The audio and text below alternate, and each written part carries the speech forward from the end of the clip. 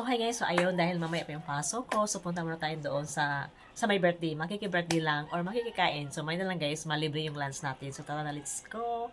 Makikikain lang sa may nagbe-birthday. Tara! So, samahan niyo po kaming makiki-birthday. Kahit maulan. Happy birthday sa nag-birthday. Happy birthday sa nag-birthday. Happy birthday. Thank you, To you. Happy birthday to you. Happy birthday. Happy birthday to you. Last eh.